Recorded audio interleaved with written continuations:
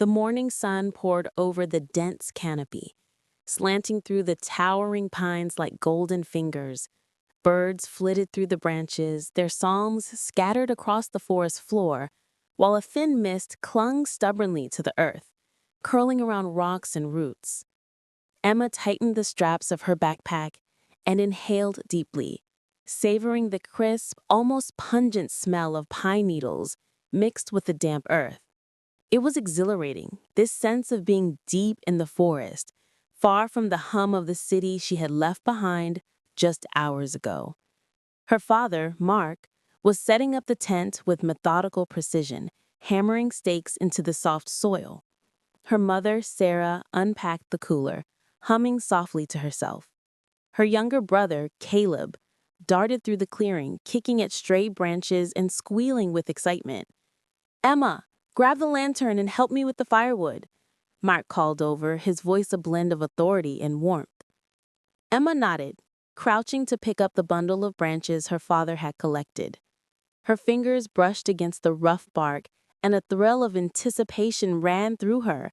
She loved the wilderness, the unpredictability, the rawness of it, the sense that at any moment something extraordinary might occur.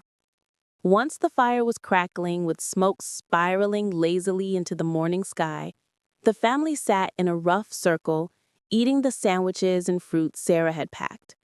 Emma's thoughts wandered to the forest that stretched endlessly around them, its towering trees forming walls of green and brown. The forest felt alive, almost sentient. She could feel it observing her, whispering secrets through the rustling leaves. After breakfast, the family decided to explore a nearby trail that meandered deeper into the woods. Mark carried a map and compass, occasionally glancing at the markings to ensure they didn't stray too far. Sarah kept an eye on Caleb, who was fascinated by every rock and insect he found. Emma, however, lagged behind, her eyes catching on details the others seemed to overlook. A bright cluster of wildflowers, a squirrel's daring leap from branch to branch, the way sunlight fractured through the foliage onto the forest floor. She knelt to examine a cluster of bright blue mushrooms. Then a flash of movement caught her eye. An animal, small and fast, disappearing into the brush. Time passed almost imperceptibly. The trail twisted and turned, leading her through a thicket that thickened with every step. Birds called out in the distance, their songs a mix of reassurance and warning. A chill prickled at the back of her neck. Something about the trail felt different, remote, untouched.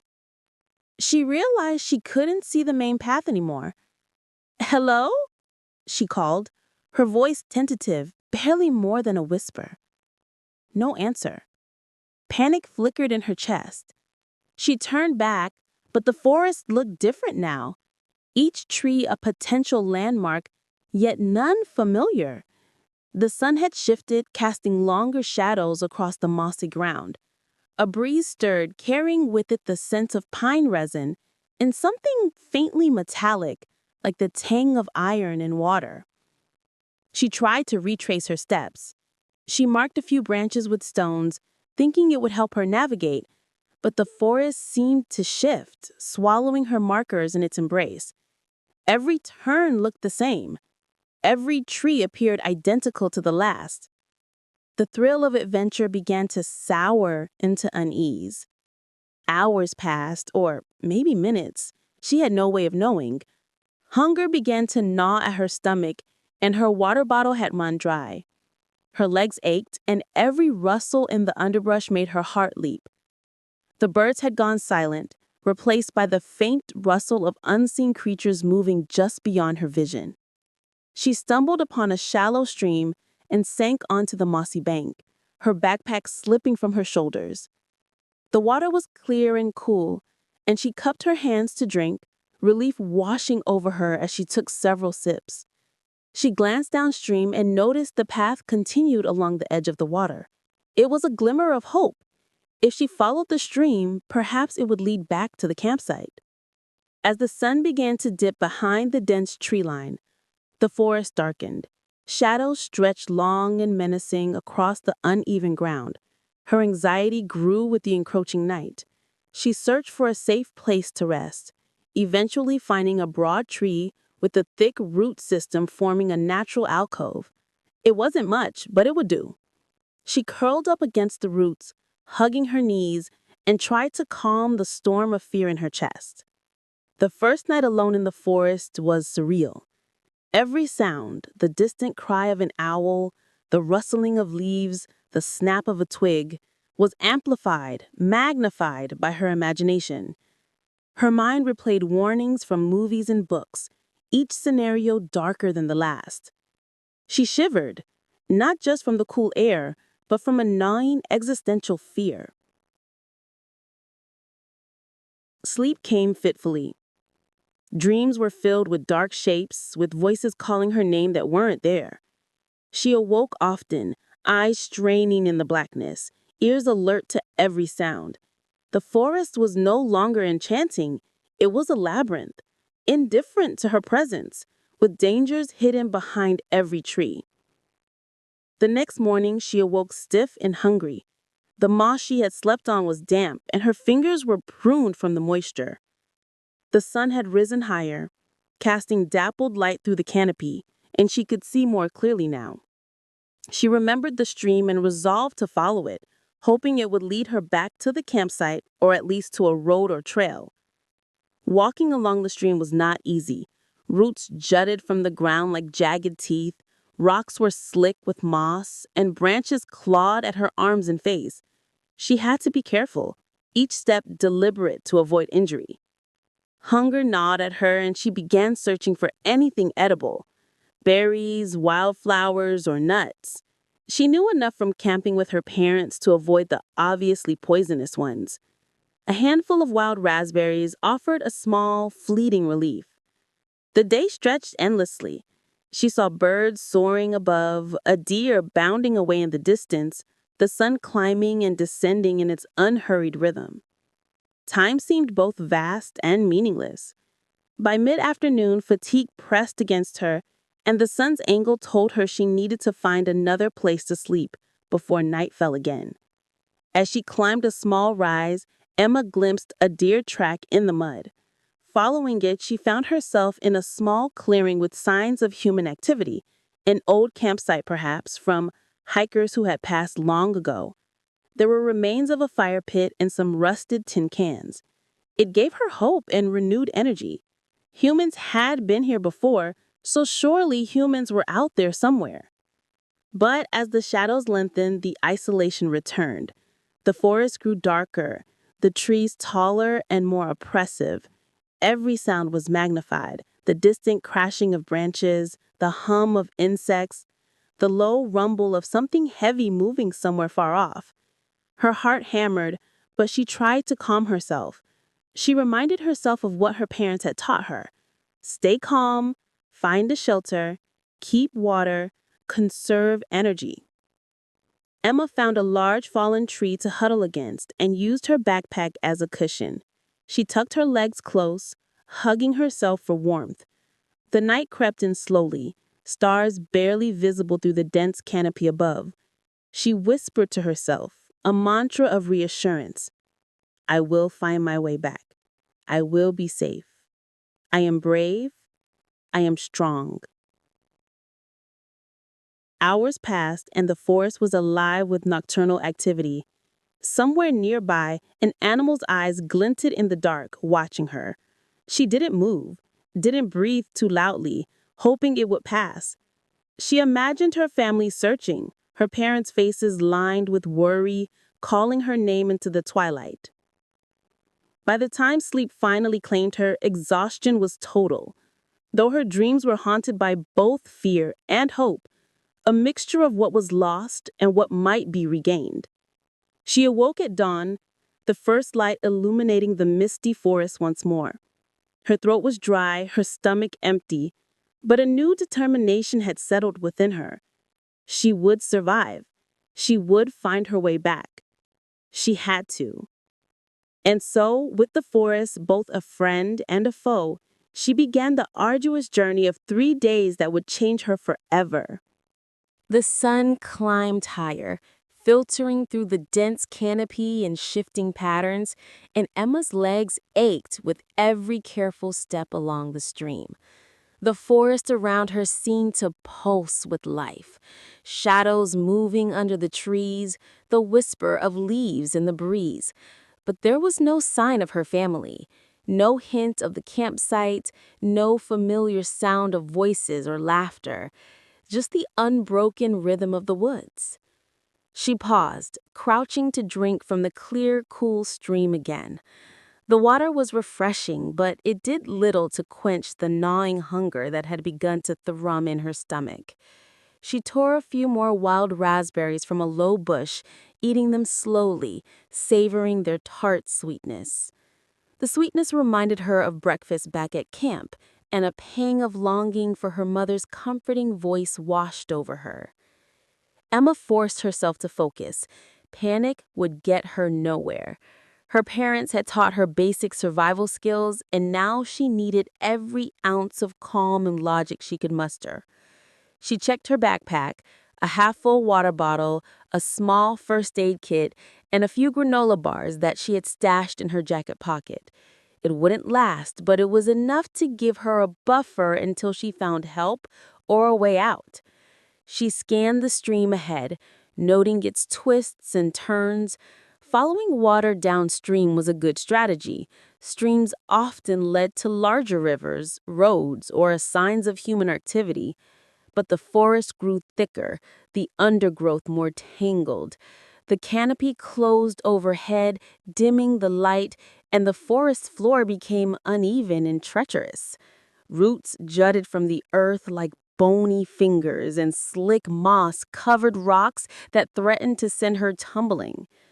Hours passed in this slow, cautious trek. Emma's muscles screamed. Her feet were wet from slipping on stones, and her fingers were scratched from branches and brambles.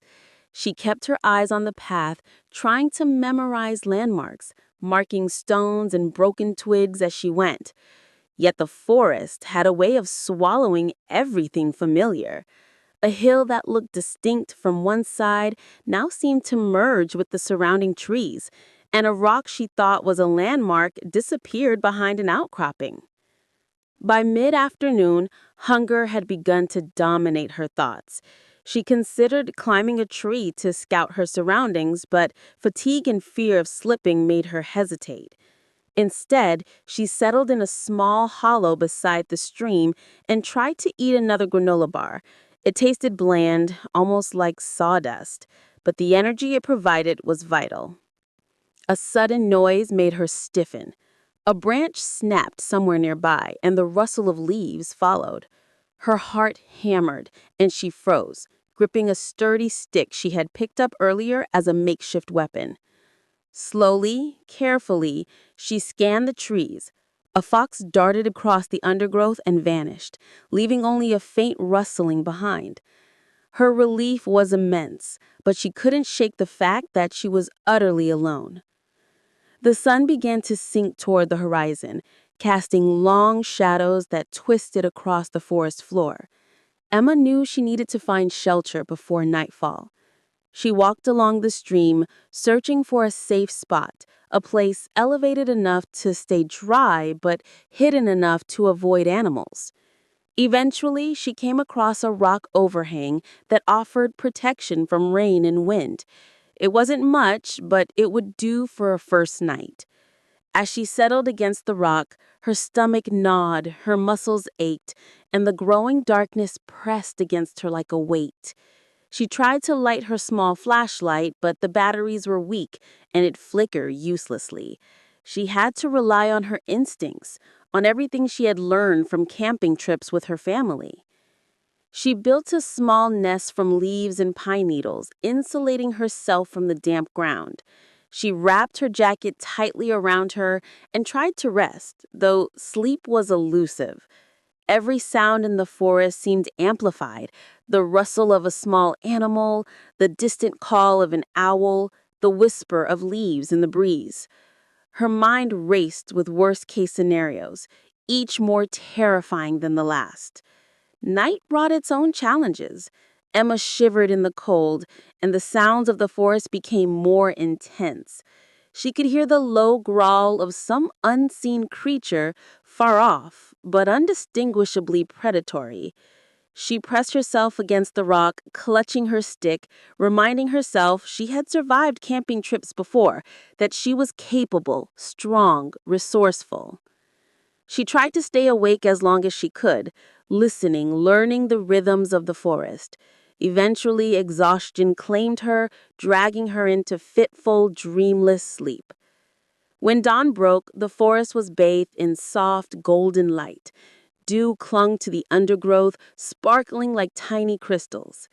Emma stretched and arose, her body stiff but alive with determination. Hunger was still pressing, but she refused to let it overwhelm her. She drank from the stream, washing her face and rinsing some of the grime from the night. She knew she needed to start thinking strategically. Surviving one night was different from surviving 3 days or longer. She remembered the survival tips her father had taught her.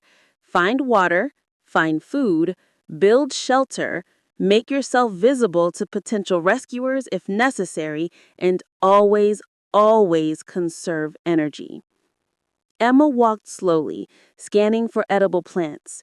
She recognized wild raspberries, blackberries, and some edible greens, but she knew to avoid anything unfamiliar. The forest was generous but deceptive. One wrong bite could endanger her. She gathered a few berries, eating them slowly, rationing herself as she moved along the stream.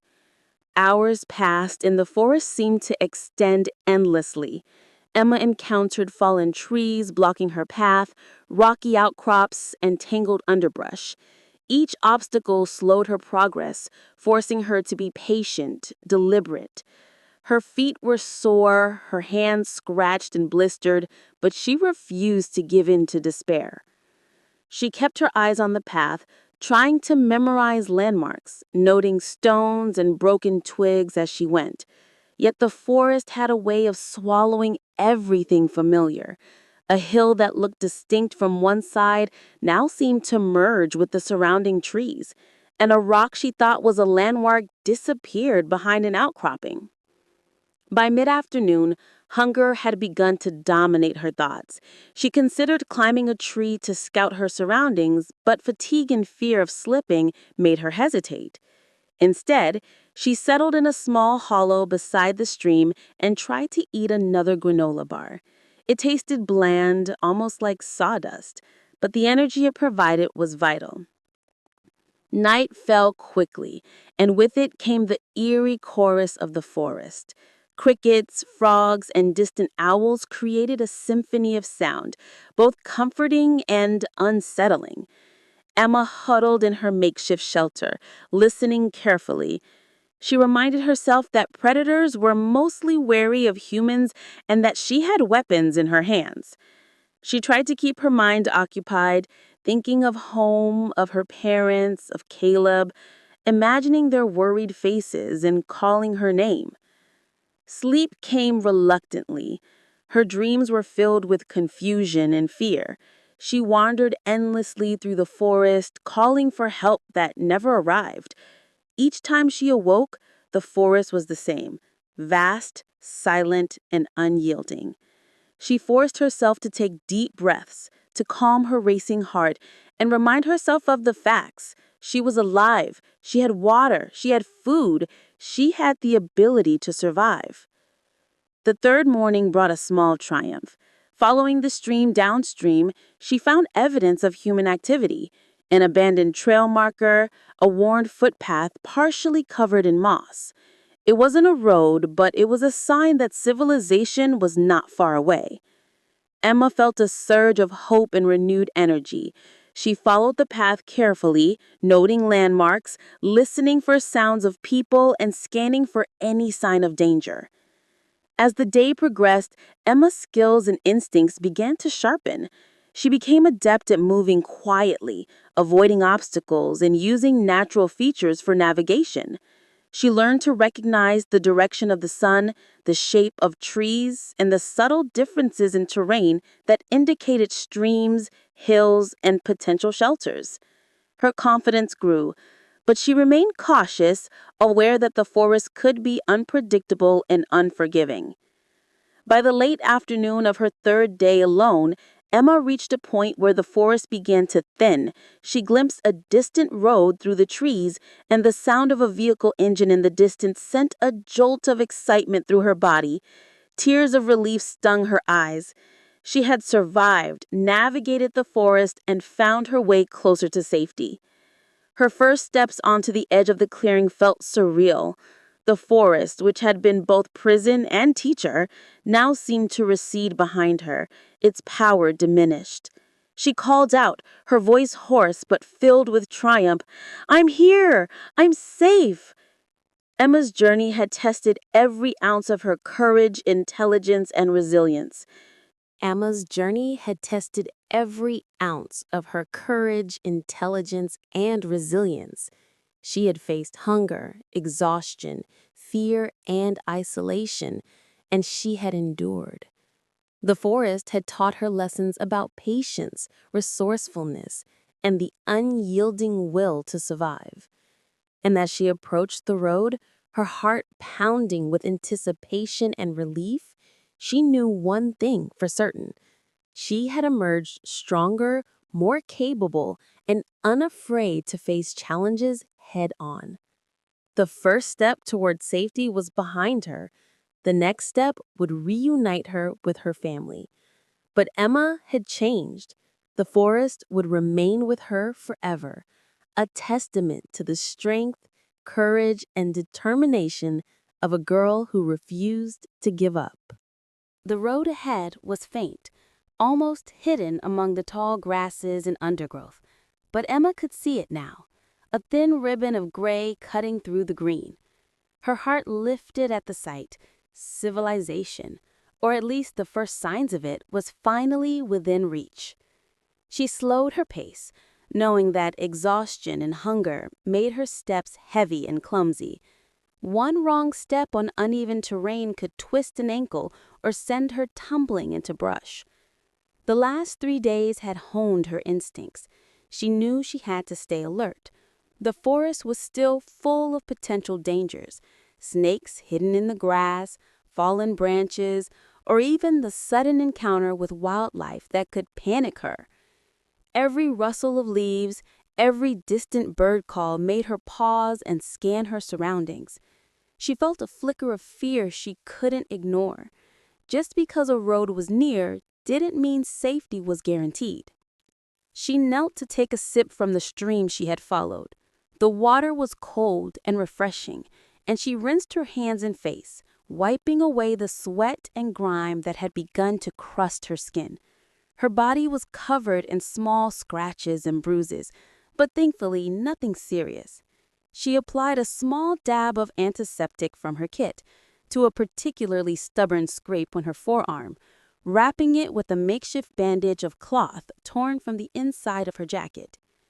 The road became clearer with every step, the grasses thinning, tire tracks becoming visible in the dirt. Her chest swelled with hope. If she could find a vehicle, a hiker, or even a ranger station, she would be safe. She imagined her parents frantic at the campsite, the worried calls into the forest, and she felt a renewed sense of purpose. She wasn't just surviving for herself anymore. She had to make it back to them. She climbed a small rise and finally saw the stretch of road cutting through the trees. It looked empty, abandoned, but she could hear the faint hum of an engine far off in the distance.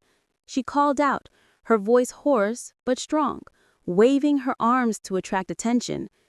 The sound echoed faintly against the trees, but there was no immediate response. Emma tried again, louder this time, stamping her feet and shouting, "Help! I'm lost! Please!" Silence, except for the distant hum and the whisper of the wind through the trees. Her hope wavered, but she refused to give up. Slowly, she made her way onto the road. the crunch of dirt and gravel under her feet louder than she expected. Every step brought her closer to potential help, but also further from the concealment of the forest. She needed to find shelter before dark if no one came, but pressing forward meant the chance of rescue increased. Hours passed. Emma walked along the road, scanning both sides for signs of movement, vehicles, or even a ranger station. The sun began to dip toward the horizon, and the shadows grew long and ominous. She realized she had underestimated how far she had wandered from the campsite. Even though the road was within sight, it might stretch for miles before she encountered anyone. Her stomach growled again. The granola bars were gone, and the handful of berries she had left were almost finished. She knew she had to find food soon, but she also knew that evening and an unfamiliar area brought risks. She kept her eyes open for signs of edible plants, nuts or berries, carefully examining her surroundings without taking her attention off the road. A faint flicker of light caught her eye as she rounded a bend. She squinted, unsure at first, but it was definitely a fire, a campfire, small and contained, surrounded by logs and rocks. Relief and excitement surged through her. Emma broke into a run, stumbling over roots and uneven terrain, calling out, "Hello! Please! Anyone?" The campers looked up, startled. One man leapt to his feet, shouting, "Hey, are you okay?" Another grabbed the flashlight and swung it in her direction. Emma waved her arms frantically, tears streaming down her face. She was shaking, exhausted, hungry, and scared, but the sight of people, strangers, yes, but humans nonetheless, made her heart soar. The campers rushed forward, guiding her to the fire. "Are you hurt? Where's your family?" one asked. Emma shook her head, unable to speak at first. Words caught in her throat, overwhelmed by relief and exhaustion. She sank onto a log, her legs trembling uncontrollably. One of the campers handed her water and a small snack, which she devoured hungrily, grateful for the nourishment. She recounted her story in halting sentences: the hike, the separation from her family, the 3 days alone in the forest, the struggle to find the road.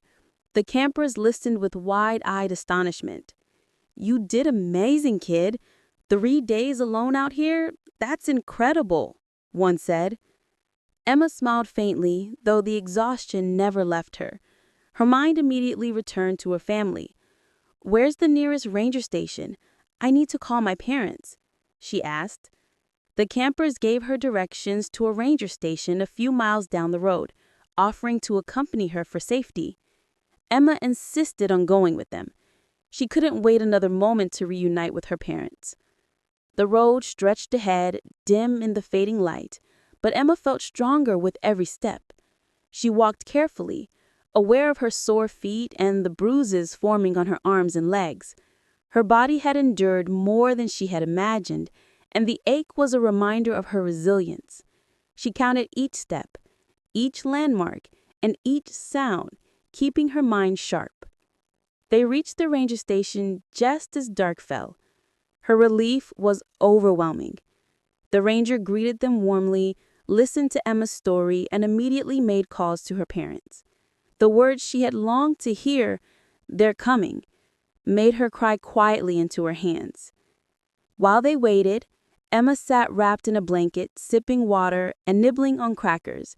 She reflected on her ordeal, the fear, the hunger, the isolation, the constant challenge to stay alert and alive. Each moment had tested her patience and resolve, but she had survived. She had navigated unfamiliar terrain, found food and water, avoided danger, and ultimately found help. She had grown stronger, more capable, and more confident in her abilities. Finally, the ranger station's radio crackled, and a voice called out. Her parents were on their way. Emma jumped to her feet, pacing nervously. The thought of seeing her mother and father again made her heart pound. She had been lost, alone, and frightened, but soon she would be back in their arms. The night passed slowly, filled with anxious anticipation. Emma thought about the forest, about the lessons she had learned, and about the strength she had discovered in herself. The darkness outside the station was a stark contrast to the warmth and safety inside, but she was no longer afraid. She had endured the forest, survived its challenges, and emerged victorious. When the headlights appeared in the distance, Emma's pulse quickened. The vehicle stopped outside the station, and her parents rushed toward her, fear and relief etched on their faces. Tears flowed freely as they embraced, holding each other tightly, the ordeal of the past 3 days washing away in a flood of emotion. Emma clung to them, feeling the warmth, the familiarity, and the safety she had longed for. She recounted her journey once again, though the details of every step were still vivid in her mind. Her parents listened in disbelief and awe, grateful beyond words for her survival and resilience. That night, back in the warmth of the car on the way home, Emma leaned her head against her mother's shoulder, exhausted but filled with a deep sense of pride. She had faced fear, hunger, and isolation, and she had endured. She had learned to trust herself, to rely on her instincts, and to push through adversity with courage and determination. Though the forest would always be a part of her memory, Emma knew she had grown stronger, braver, and more self-reliant. And while the world beyond the trees was bustling with life and safety, the lessons she had learned in the wilderness would guide her for the rest of her life. As they drove, the lights of the city appeared in the distance, a stark contrast to the deep, dark forest. Emma closed her eyes, finally able to rest, knowing that she had survived the edge of the wilderness and emerged whole. Thanks for listening and watching our stories. If you enjoyed the video, hit like, smash that subscribe button, and ring the bell so you never miss a drop.